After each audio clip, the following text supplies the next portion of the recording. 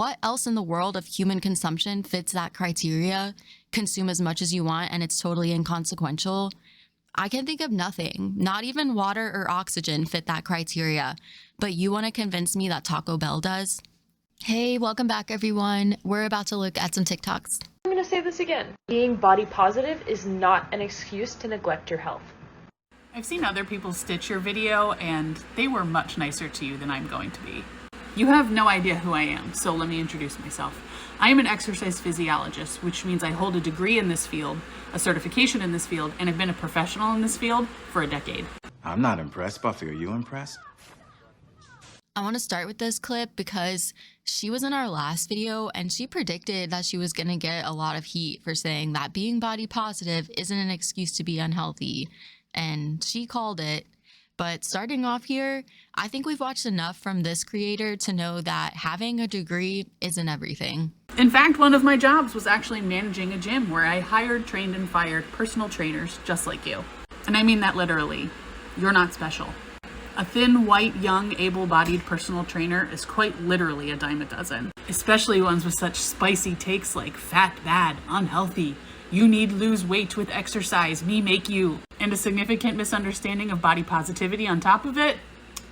I need you to start wrapping your head around the idea that people can pursue fitness without a weight loss goal, including fat people. Your attitude and approach is exactly what keeps a lot of people away from fitness. Good luck on your exam. All right, I'm going to go cry. I love that she's talking about her attitude when this girl was so nice and didn't actually say anything spicy. Only in 2022 is it considered spicy to say obesity isn't healthy. And that fact isn't a judgment. Anyone who wants to go to the gym or pursue fitness absolutely should, regardless of their goals.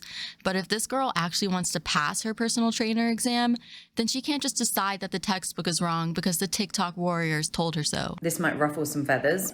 Sorry, not sorry. I was going to come on here and be like, it's okay if you have to go up a size in store clothing doesn't matter, Blah, blah, blah, blah. basically because I've gone up a size in leggings. However, that statement is riddled with thin privilege. Why? Because it is a privilege as a thin person to be able to go into a mainstream store and just size up.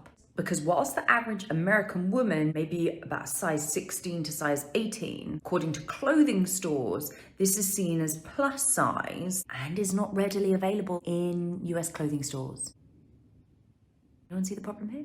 Therefore, for me to come on here and be like, Oh, just size up in clothing, it doesn't matter. is really irresponsible. Close call. Too close, number one. This is not thin privilege once again. I don't know where she's shopping in America, aside from maybe special brand stores where plus size options aren't available. I'm tired of this community acting like stores don't want their money, but not every single designer who makes clothes has to make clothes for every body type either. The major retailers and online clothing companies are increasing their options as fast as they can.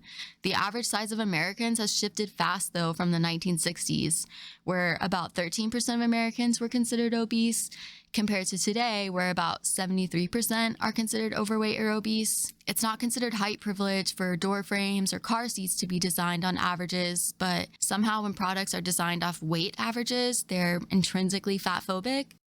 You cannot convince me that health is determined by a body size. Explain to me how this was the paradigm of health in the 1960s and this is the paradigm of health now. What groundbreaking science says this is less healthy than this? None. It's a beauty standard. You are working out to achieve a beauty standard. It's not health. That is brand new information. Obviously having a bigger butt isn't going to make you healthier. I don't know who told her it would, but people are allowed to work out to achieve the body type they want, just like people are allowed to eat whatever they want. It says a lot that in this fat activist space, the idea of working out to achieve a fit or muscular appearance is so stigmatized. Yet you're actively liberating yourself if you choose to play a passive role in your nutrition or fitness. What makes you feel liberated doesn't have to make someone else feel the same.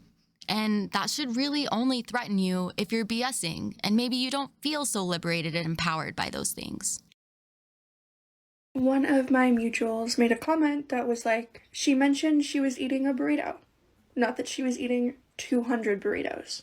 The comment she's responding to here basically says, bestie, indulging is cool. Overindulging is not cool. It's a problem with setting boundaries for yourself.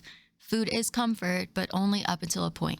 People responding saying, well, food is obviously an issue for her. Because of her weight, obviously. Food is not an issue for me. Food is an issue to all of you who obsess over calories, portions, morality of food. Seems kind of obsessive to always correlate food with weight. Food is not an issue for me. But for y'all? Also, if you want to eat 200 burritos, if that was even possible, go for it. Do it. Live your best f***ing life. This chicken is the American dream. This ties in perfectly to the last point. If you feel empowered by lies about all food being equal, or you feel like eating 200 burritos is living your best life, that doesn't mean you need to make it your life's work to convince other people to feel the same. Not just because it shouldn't matter for you and your choices what other people are doing, but also because you're not trying to convince people of something harmless, like purple should be their favorite color. Fat acceptance really wants people to believe that there are no health consequences to being overweight or consuming however much of whatever you desire. And what else in the world of human consumption fits that criteria? Consume as much as you want and it's totally inconsequential.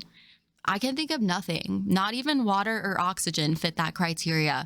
But you want to convince me that Taco Bell does? Good morning, this is my official petition to stop using the phrase clean eating. What is that?